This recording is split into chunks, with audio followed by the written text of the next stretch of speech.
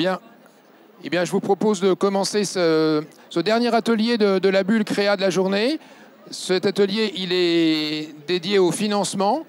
Le sujet qu'on va traiter, c'est le fait que un des facteurs de réussite d'un projet de création, c'est de savoir s'entourer des bons partenaires financiers pour bien financer l'ensemble de ses besoins. Chacun des mots est important dans ce que je viens de dire là.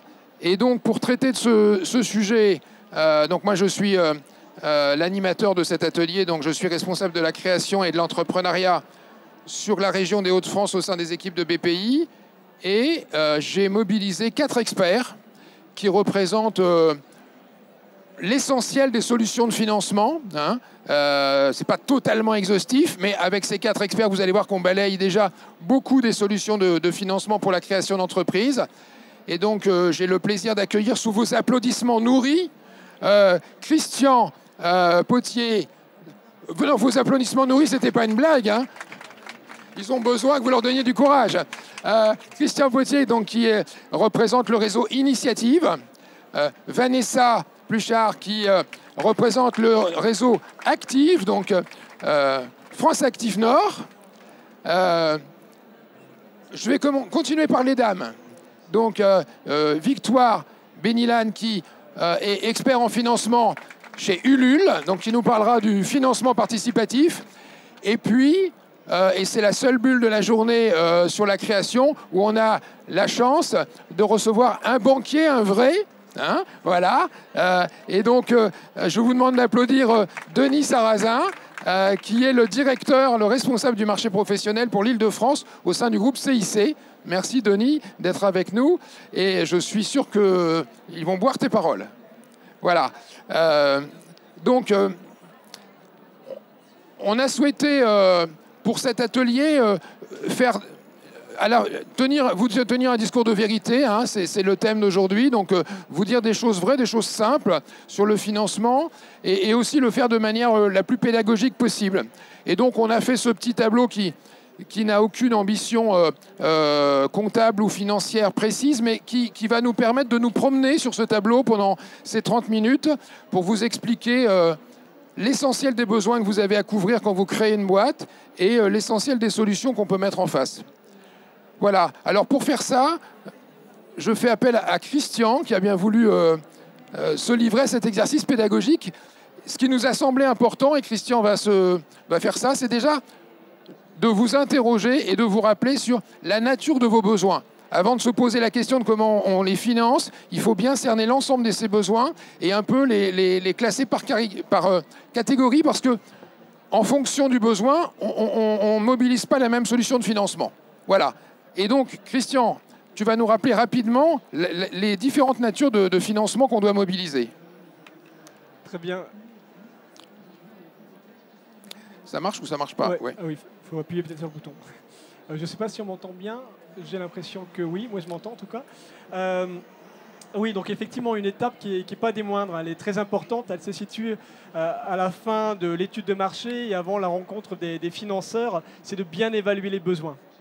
Si on se loupe sur cette partie-là, ça peut avoir des conséquences assez douloureuses. Si on sous-estime les besoins en termes de travaux ou d'aménagement, on peut vite se retrouver bloqué. Ou si on a des chiffres qui ne sont pas très réalistes ou mal étayés, on peut perdre en crédibilité auprès des autres financeurs. Donc, il faut passer un petit temps effectivement pour bien évaluer les besoins et surtout se baser sur des devis plus que des estimations. Pour être le plus précis possible finalement dans quelque chose de prévisionnel. Alors, on a éclaté en 4 ou 5 parties les besoins. On va commencer par ce qui est tout en haut. On va parler, avant même d'avoir réalisé le moindre euro de chiffre d'affaires, il y a quelques dépenses à réaliser, de frais d'études, typiquement de la recherche et développement pour une entreprise innovante. On va retrouver, effectivement, pour ceux qui prennent un local, un dépôt de garantie. Il peut y avoir aussi des frais de publicité. Voilà, il y a des besoins immatériels qui sont à identifier dans les besoins, dans leur globalité. Ensuite, on va retrouver tout ce qui est lié à l'outil de production, ce qui va permettre effectivement de vraiment bien accueillir le client. Ce qu'on appelle aussi les actifs. Dedans, on va retrouver le fonds de commerce. Pour ceux qui font un rachat de parts, c'est l'équivalent du fonds de commerce. Les parts de la société à reprendre.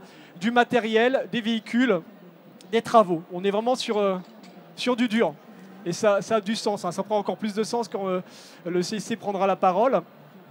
Ensuite, tout ce qui est BFR, c'est une ligne souvent qui est sous-estimée dans les plans de financement qui nous sont présentés. Il peut y avoir des décalages de trésorerie de sortie et d'entrée. C'est lié souvent à la constitution des stocks, aux acomptes fournisseurs et aussi au délai de paiement des clients. Il faut les anticiper, il faut prévoir une ligne de financement à mettre en face.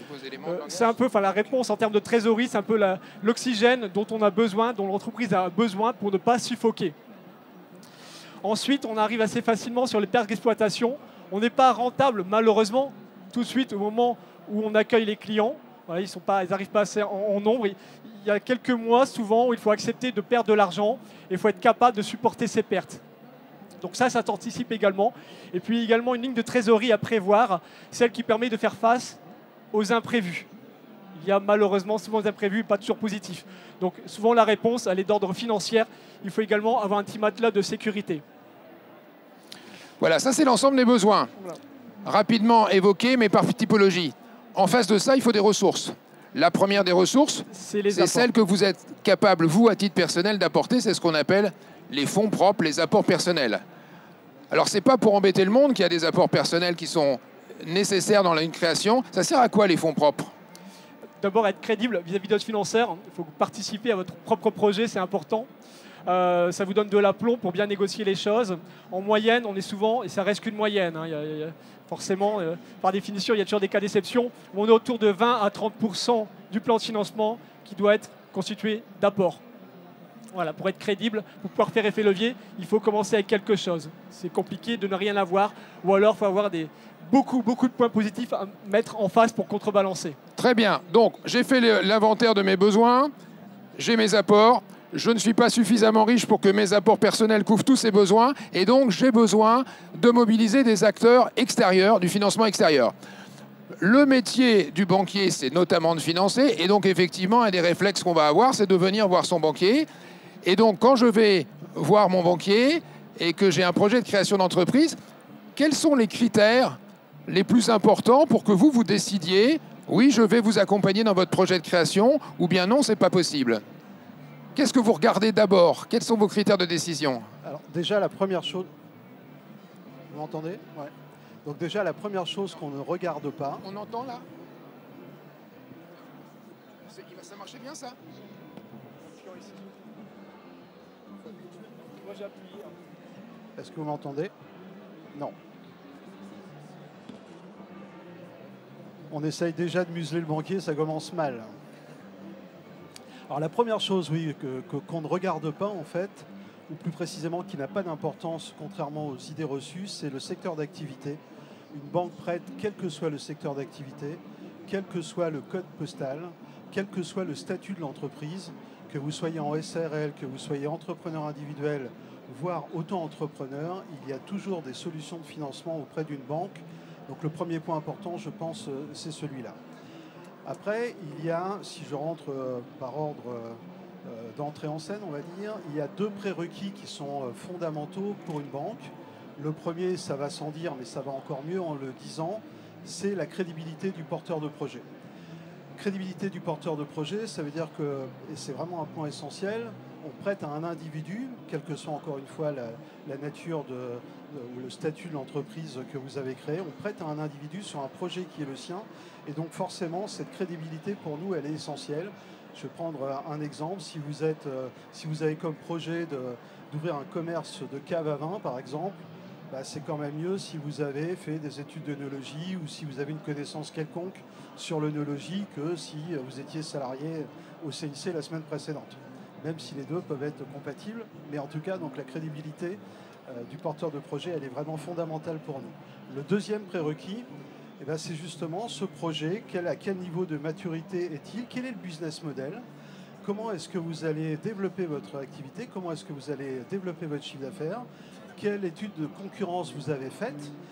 Si je reprends mon histoire de cave à vin, est-ce que vous êtes implanté à 100 mètres ou à 3 km d'un Nicolas, par exemple? Donc, tous ces questions-là, qui sont pour nous essentielles, ce sont deux prérequis qui sont vraiment fondamentaux et que, j'allais presque dire, sont éliminatoires si vous ne cochez pas ces deux cases. Après, au-delà de ça, donc, il y a effectivement un certain nombre de critères De critères, j'en ai noté 5. Et cela, par contre, aucun d'entre eux n'est éliminatoire à lui seul. Et par contre, évidemment, donc il va y avoir une pondération en fonction des cases que vous cochez sur ces différents critères de décision. Le premier critère, c'est la nature des besoins. Tu en as parlé, effectivement, la nature des besoins pour nous est essentielle. Il y a plusieurs choses que la banque ne finance pas. On a parlé des premiers mois de perte d'exploitation. Les stocks, ça peut se discuter en fonction du projet, les frais de lancement, voilà, tout ce qui est immatériel, généralement une banque va avoir beaucoup de mal à se positionner. Donc ça, il faut l'avoir en tête. Premier critère, donc quelle est la nature du besoin, et la banque ne finance pas tout. D'ailleurs, c'est pour ça qu'on est autour de cette table, plusieurs membres d'un écosystème, on y reviendra après. Deuxième chose, quelle est la quotité, ou deuxième critère, la quotité de financement. Donc on a évoqué effectivement 70, 75, 80%. Il y a de moins en moins de dogmes de la part des banques sur ce sujet-là, tout simplement parce que ça dépend justement du premier point que j'ai évoqué, c'est-à-dire quel est le besoin. Si vous n'avez que de l'immatériel, forcément, donc la quotité de financement sera plus faible. Si vous avez un véhicule que vous achetez, si vous avez des stocks, si vous avez des travaux, forcément la quotité de financement va progresser en même temps que la nature de ce besoin. Ça, c'est le deuxième critère. Le troisième critère, c'est évidemment, et c'est probablement un des plus importants, la capacité de remboursement. Donc comment est-ce que l'activité va se développer pour permettre le remboursement de la banque? Quel est votre prévisionnel? Et il faut vraiment le faire sur 1, 2 ou 3 ans, même si on a l'habitude de dire que les prévisionnels, évidemment, sont faits pour être challengés. Et les banques le challenge, puisqu'on a évidemment, donc, heureusement pour chacune des banques, donc beaucoup de clients, des sources, des bases de données qui nous permettent de savoir quel est le chiffre d'affaires moyen en première, deuxième année, troisième année de tel ou tel code NAS, de tel ou tel secteur d'activité. Donc quel est votre provisionnel et est-ce qu'il est fiable, est-ce qu'il est crédible? Et ça aussi c'est important, on y reviendra tout à l'heure, mais pour nous le fait d'avoir des partenaires parmi ceux qui sont autour de cette table qui ont également donc jeté un œil sur ce prévisionnel et qui l'ont jugé pertinent, évidemment c'est un deuxième regard pour nous et donc on y attache également beaucoup d'importance. Quatrième critère de décision, on n'est pas des prêteurs sur gage, c'est clair. Donc ça, je pense que tout le monde le sait. Mais néanmoins, on a besoin de sécuriser évidemment nos encours, nos crédits, nos financements. Et c'est la raison pour laquelle, évidemment, la case garantie est importante. Alors la case garantie, on y viendra tout à l'heure. Donc je vais juste m'arrêter un peu sur la caution, qui souvent est un sujet qui est prégnant pour le porteur de projet. Ce qu'il faut avoir en tête, c'est que compte tenu des évolutions juridiques récentes, la banque ne se fait pas d'illusions, c'est très très rare qu'elle aille chercher en garantie d'un crédit qui se passerait mal la caution du ou des dirigeants.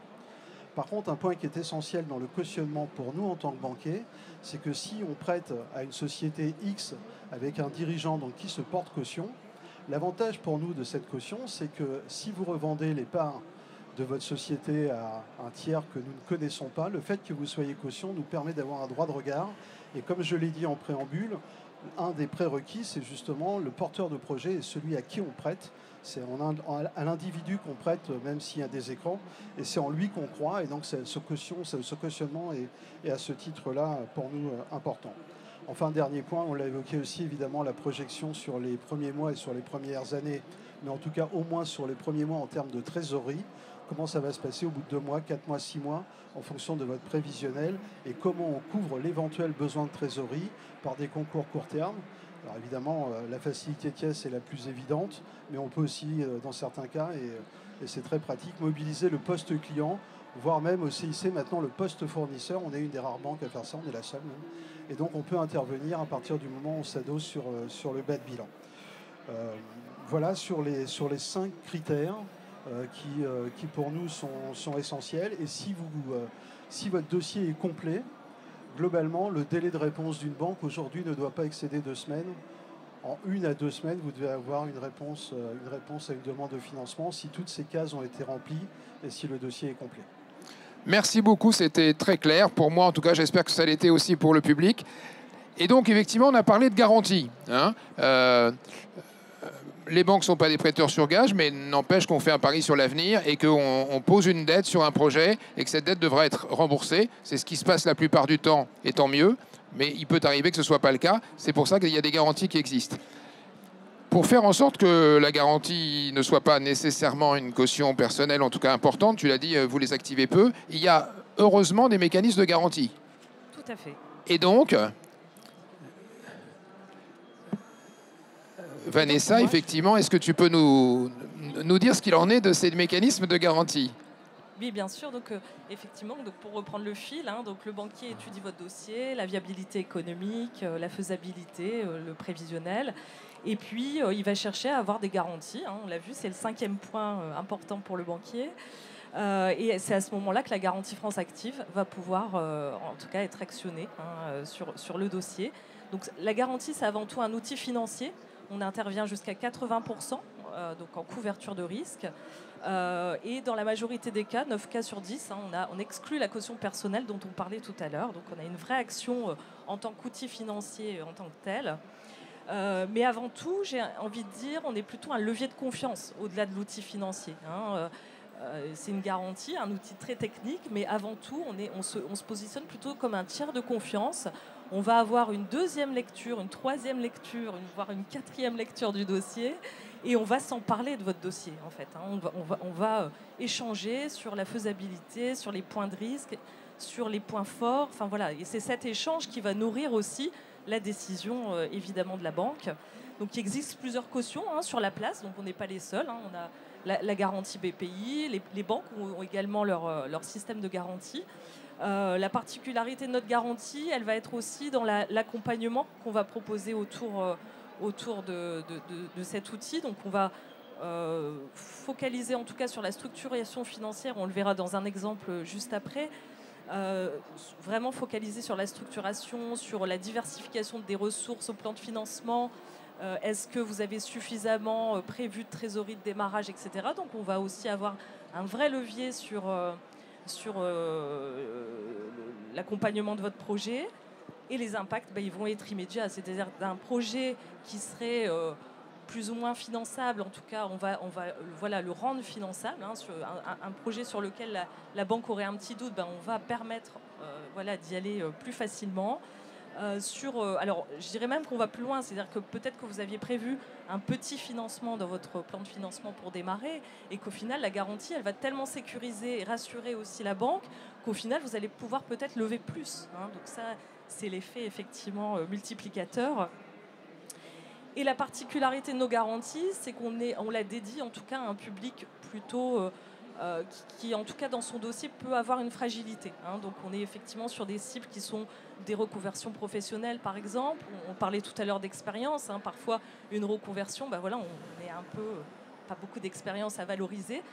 On va être plutôt sur ce type de public. On va être aussi sur un public issu des quartiers politiques de la ville. On va être sur un public des femmes aussi, qui rencontrent beaucoup de freins à la création d'entreprises. Donc voilà, on va être ce petit plus qui va permettre de défragiliser le dossier et d'être aussi du coup un levier pour l'égalité des chances, en tout cas sur l'accès au financement. Les spécificités que tu viens d'indiquer en termes de public, ce sont celles effectivement de France Active, qui est donc un grand opérateur de la garantie. Tu l'as dit rapidement, et je ne vais pas développer beaucoup, mais c'est juste pour compléter ton propos. L'autre grand acteur de la garantie, c'est évidemment BPI France. Si on voulait de manière très schématique segmenter le marché, on dirait que vous êtes les meilleurs en termes d'offres sur les dossiers inférieurs à 200 000 euros, c'est ça? Et que nous, effectivement, on est sur tout le spectre complémentaire. Et donc, effectivement, ça veut dire que ce mécanisme de garantie, même si on n'est pas dans les publics que tu viens de décrire, il peut être mis en œuvre. Les banques l'activent de manière massive, effectivement, auprès de BPI France. Voilà, donc, vous avez vu, vous avez des apports, il y a des financements. Il y avait un sujet de garantie, ils trouvent des solutions au travers de nos mécanismes de garantie. Et puis, on l'a dit aussi, il y a un sujet de quotité de financement et de fonds propres. Et donc, quelquefois, vos apports plus ce que peut faire la banque, ça ne fait pas la couverture de tout ça. Et si on ne couvre pas tout ça bien, on risque d'avoir des problèmes. Et donc, la bonne idée, c'est que j'ai encore 2 intervenants qui, eux, vont apporter des compléments dans votre plan de financement. Et donc, effectivement, Initiative, vous faites ça, c'est un de vos métiers. Alors, hop, micro, Christian. Parle-nous du produit génial qui s'appelle le prêt d'honneur. Ok, on va réussir à le boucler, ce plan de financement, avant la fin de la soirée, vous allez voir. Donc, je rajoute une ligne de financement qui s'appelle prêt d'honneur. Je ne sais pas si tout le monde connaît le prêt d'honneur. On ne l'utilise pas tous les jours. C'est un prêt personnel. À la différence du banquier qui va faire un prêt professionnel sur la tête de l'entreprise, le réseau Initiative propose un prêt d'honneur, un prêt personnel, sans garantie, sans intérêt, un prêt sur la personne. Donc on prête à un entrepreneur, un futur entrepreneur qui va apporter cet argent dans les comptes courants de la société qu'il souhaite créer. Et le cas échéant, la société le rembourse et lui-même, l'individu, nous rembourse. C'est très simple en bout de course. Et c'est ce qui permet d'expliquer qu'il s'agit d'apports en quasi-fonds propres. On vient vraiment augmenter vos apports pour effectivement, ce qui parfois est un peu négatif dans l'analyse des dossiers, on regarde ce que vous apportez, ce que vous demandez, ben on va faire basculer finalement les choses du côté vert, du bon côté, pour que vous puissiez avoir plus facilement accès aux prêts bancaires et même plus en capacité de négocier. Alors le prêt d'honneur a d'autres vertus par ailleurs. Il permet de financer, tu l'as dit tout à l'heure Hervé, aussi de l'immatériel. C'est vrai qu'on est assez à l'aise, nous en revanche, pour financer la trésorerie de démarrage, parce qu'on se rend bien compte qu'une entreprise naissante a besoin de un certain temps pour se faire connaître. Il faut laisser le temps, effectivement, d'exister, d'être vu par son public, de trouver son marché. Donc le prêt d'honneur peut financer des besoins immatériels. Ensuite, je parlerai d'un côté labellisation. C'est un peu ce que tu disais Vanessa. Le fait de passer par nos structures donne un peu d'aplomb à votre projet.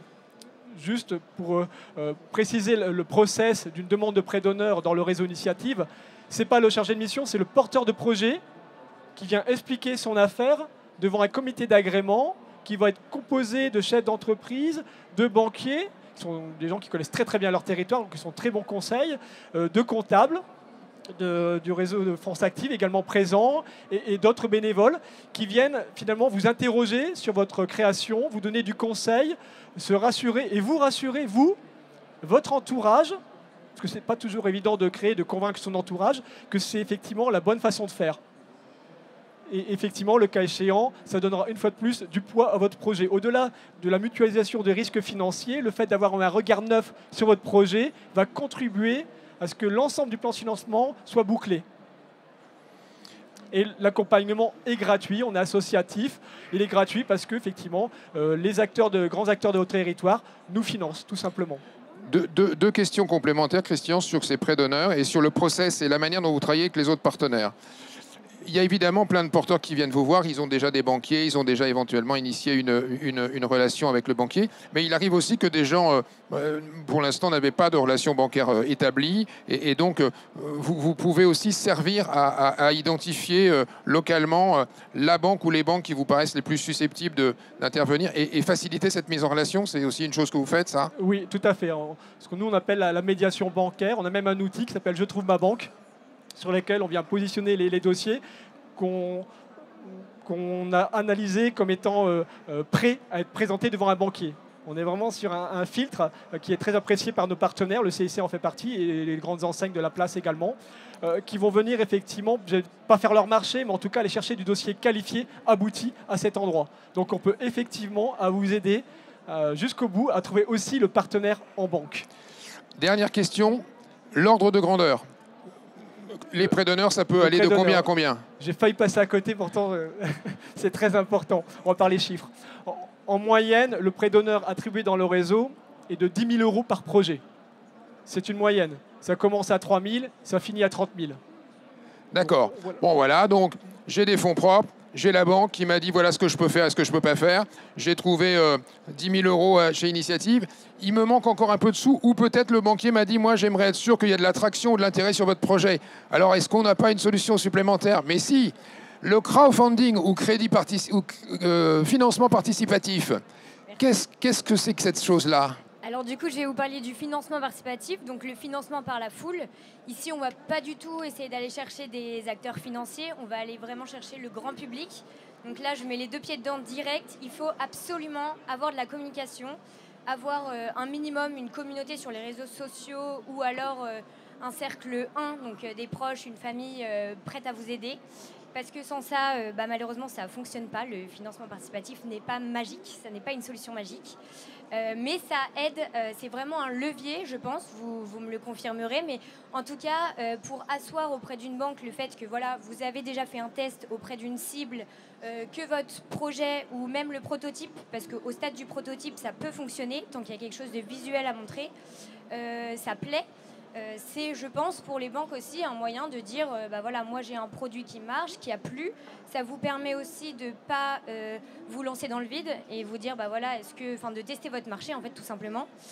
Et de récolter des fonds, parce que donc, ça va être en échange de précommande ou un objectif financier. Finalement, c'est quasiment la même chose, c'est une question de discours. Soit vous avez un produit à vendre, donc vous le proposez en contrepartie. Les gens vous donnent de l'argent, en contrepartie, vous proposez votre produit, votre idée.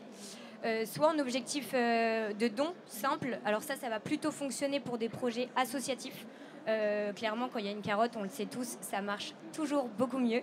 Malheureusement, aujourd'hui, avec tout ce qui se passe en ce moment, personne n'a d'argent à donner. Donc, il faut trouver des contreparties pertinentes qui vont avec votre projet.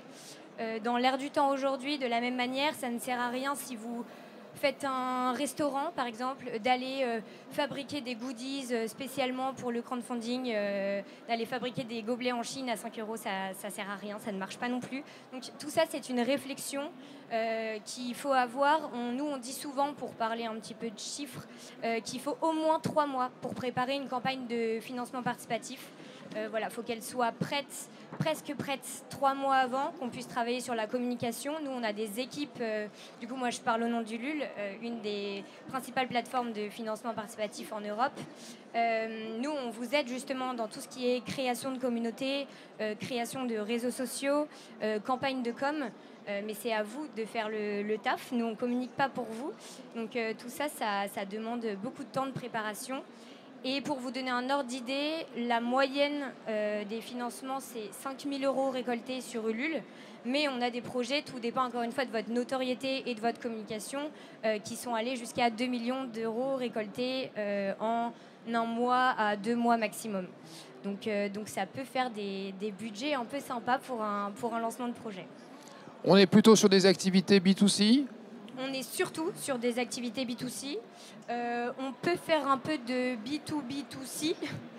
Certains projets, on peut leur trouver des contreparties qui sont pertinentes pour des entreprises. Mais les entreprises, généralement, nous, on le voit d'expérience, enfin moi en tout cas, je le déconseille, elles aiment traiter en direct, elles n'ont pas envie de passer par une plateforme extérieure.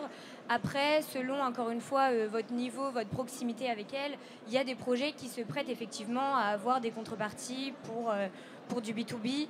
Mais voilà, le gros du sujet est surtout sur le B2C. D'accord. Bon, vous voyez, ça fait beaucoup de solutions. Alors, quand on combine toutes ces solutions-là, on vous a mis un petit exemple qu'on va commenter très rapidement. Évidemment, on pourrait mettre plus de 0 et ça ferait à peu près la même chose qu'on vous dirait. Vanessa, qu'est-ce que tu peux nous dire rapidement pour commenter ce beau tableau ? On a essayé de vous faire un plan de financement idéal. Donc, alors, je ne vais pas repasser toutes les lignes parce qu'on les a évoquées largement, mais il y a quelques petits points à retenir, je pense, dans le plan de financement. Donc, vous voyez, alors déjà, effectivement, voilà, j'apporte ça. C'est ça. Alors, on apporte 8 000 €, on arrive à lever 46 000 au final. Avec tous ces gens qu'il y a autour de la table, vous voyez que l'effet levier, il est quand même assez considérable, finalement. Vous apportez 8 et vous vous retrouvez à la fin avec 46. Ce qu'on note aussi, c'est ce que nous disait Denis, le prêt bancaire, il va essentiellement financer vos travaux et votre matériel professionnel, donc des actifs qui sont amortissables généralement sur des durées de 5 à 7 ans. Et puis, si j'avais un troisième conseil à donner, c'est aussi de surtout pas négliger votre trésorerie de démarrage. On est aussi sur un sujet crucial ici, c'est-à-dire que vous pouvez effectivement surestimer, en tout cas c'est un conseil qu'on donne, de prévoir large en tout cas en trésorerie de démarrage parce qu'on a toujours des surprises et quand on vient solliciter la banque au démarrage, il est très difficile d'aller la voir 3 mois après en lui disant il me manque finalement 5 000 €. Donc bien dimensionner vos besoins tout de suite au démarrage pour éviter justement plusieurs à-coups. Voilà, on court après le temps, mais on en est arrivé à peu près au terme de notre présentation. Quelques messages à retenir, voilà, donc qu'on a écrit là, donc je ne vais pas tous les lire, mais quand même un peu, parce que c'est ce qu'on voudrait que vous reteniez, c'est que le plus important, c'est bien la crédibilité que vous avez vis-à-vis de l'ensemble de ces acteurs, la crédibilité personnelle en tant que porteur de projet, l'adéquation entre la personne que vous êtes et ce que vous portez comme projet, et puis tous les éléments qui viendront crédibiliser le business plan que vous allez leur présenter. C'est ça le plus important, avant l'apport. L'apport, c'est un sujet, on l'a dit, ce n'est pas un non-sujet. On n'a pas tous la capacité à avoir un apport satisfaisant. La bonne nouvelle, c'est qu'il existe plusieurs solutions qui viennent conforter votre capacité d'apport et donc arriver à faire le bouclage entre ce que le banquier peut faire, vos apports et l'ensemble de vos besoins. Ce qui serait la mauvaise manière de faire, c'est vous dire ben, je ne peux pas couvrir tous mes besoins, donc je ne les couvre pas tous et puis je pars, quoi. Ça, c'est quand même extrêmement périlleux. Comprendre aussi que c'est un écosystème qui travaille en collectif, qui se conforte les uns les autres. Et donc, vous pouvez vous dire, ouais, moi j'aurais préféré qu'un seul réponde à tous mes besoins. Ben, c'est pas trop ça, mais c'est quand même une super nouvelle qu'ils soient nombreux comme ça et qui travaillent ensemble. Et plus vous mettrez de gens autour de vos projets, alors évidemment, il ne faut pas vous disperser, plus vous aurez du conseil, vous challengerez votre projet et vous aurez un collectif qui travaille autour de vous. Voilà ce que je voulais vous dire. On vous a mis une petite ressource, là, un livre qui est sorti en 2018 qui s'appelle « Je parle banquier ». Mais vous avez vu qu'ils parlent clair, les banquiers. Hein, donc, et ils cherchent du business. Hein, donc, n'ayez pas peur des banquiers. C'est un partenaire important. Oui, je ne l'ai pas dit, mais c'est aussi un garde-fou. Ils ont des bases de données, ils connaissent les gens qui font le même business que vous. Et donc, allez les voir et entendez éventuellement leurs réticences ou leurs remarques, parce que tout le monde a envie de faire du business. Donc, s'ils vous disent « ouais, c'est pas possible » ou « il ne faut pas le faire comme ça », ils ont sans doute de bonnes raisons et c'est de la bienveillance aussi vis-à-vis de vous. Évidemment, une ressource importante, c'est le site de BPI. Et donc ça, effectivement, ça vous permet d'accéder à l'ensemble des ressources et de créer votre passe créa et accéder à l'ensemble des ressources de BPI France.